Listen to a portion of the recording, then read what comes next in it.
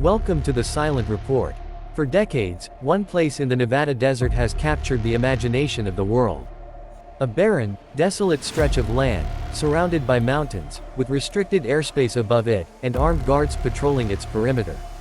Its name was once classified, its existence denied, yet whispers of its activities have spread from hushed conversations in diners to the pages of leaked government documents. This place is known as Area 51. And tonight, we dive deep into what may be the most secretive military facility in the United States, a place where truth and myth have blended into a single shadow, and where the lines between government secrecy, advanced technology, and perhaps even extraterrestrial life remain forever blurred. But what exactly lies inside Area 51? Why has the government spent decades refusing to acknowledge its purpose? And more importantly, what are they hiding from us? The story begins not with aliens, but with the Cold War. In the early 1950s, the United States faced a growing threat from the Soviet Union. The race for nuclear dominance, espionage, and advanced military technology was heating up. American leaders knew that to survive, they needed to know what their enemies were planning. They needed to see beyond borders, to peer into the heart of Soviet secrets. And so, the CIA and the U.S. Air Force embarked on a mission that would forever alter the history of aviation and secrecy. Deep in the Nevada desert, near a dry lakebed called Groom Lake, they found the perfect location. Remote, uninhabited, and already under government control, the area was ideal for testing advanced aircraft away from prying eyes. It was here, in 1955, that the CIA began testing the U-2 spy plane, an aircraft capable of flying higher than any fighter jet or missile of its time. The need for secrecy was absolute. Local air traffic controllers were told nothing.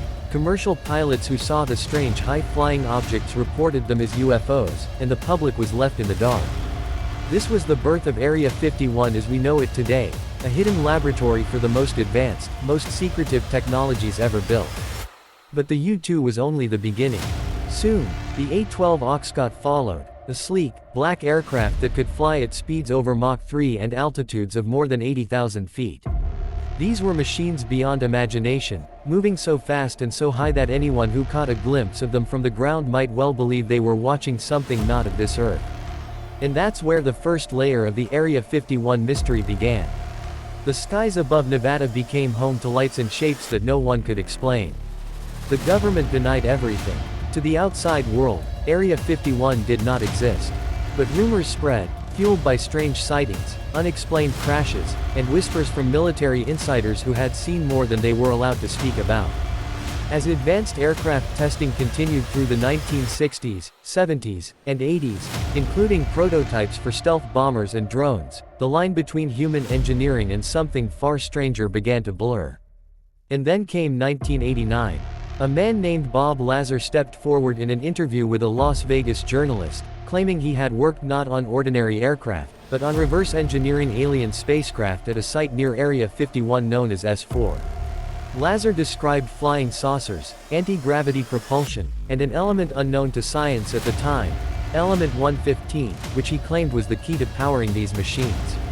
His story exploded across the media, bringing Area 51 into the public eye like never before. To some, Lazar was a whistleblower risking his life to reveal the truth. To others, he was a fraud. But regardless of belief, his testimony etched Area 51 permanently into the fabric of American conspiracy.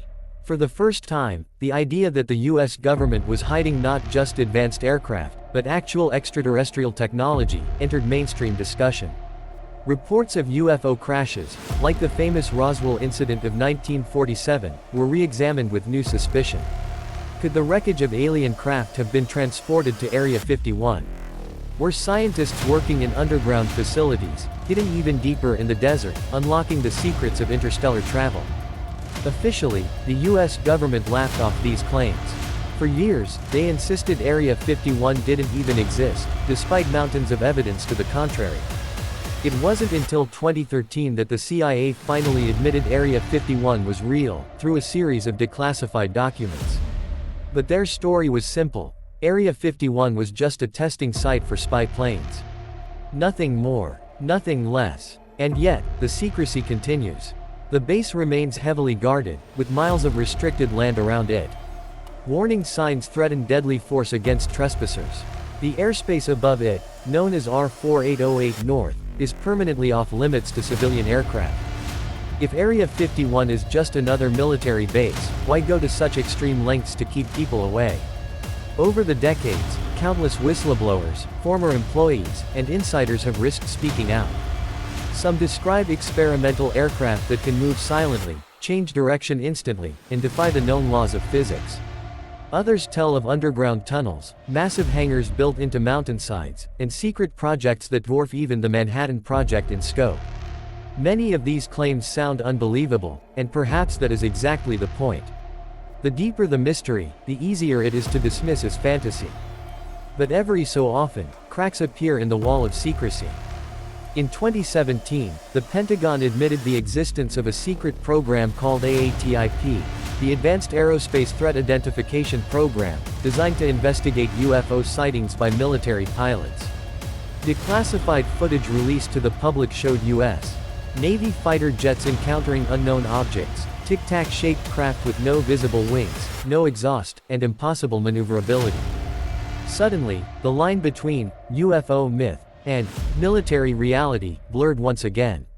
Could Area 51 be where these unidentified objects are studied? The question remains unanswered, but the timing of government admissions raises even more suspicion. For decades, people were told UFOs didn't exist. Now, they are called UAPs, unidentified aerial phenomena, and the Pentagon openly acknowledges them. What else has been hidden in the desert all these years? The answer may lie not just in technology, but in control. Area 51 represents something larger than a base. It represents the machinery of secrecy itself. Billions of dollars flow into classified projects, hidden in the so-called black budget, with little oversight and no accountability. Technologies developed in secret may be decades ahead of what the public sees. The internet, stealth technology, drones, all of these once lived in classified programs before becoming public knowledge. What, then, is being tested now, behind the fences of Groom Lake? Hypersonic weapons, directed energy devices, or perhaps technologies so advanced they seem alien, even if they are not. Some researchers argue that the alien narrative itself is a cover story, a convenient distraction. By fueling speculation about UFOs, the government deflects attention from the real purpose of Area 51, developing weapons so advanced they could change the balance of global power overnight. Others insist the truth is far stranger, that the US is indeed in possession of extraterrestrial craft, and that Area 51 holds the key to humanity's future. Both possibilities are terrifying. One suggests our leaders are hiding earth-shattering technology for reasons of power and control. The other suggests we are not alone in the universe, and that contact has already been made, in secret, behind locked doors, far from the eyes of the world. As we look into the night sky, we cannot help but wonder what truths remain buried in the Nevada desert. Area 51 has become more than a military base. It is a symbol of secrecy, of mistrust, of the vast unknown.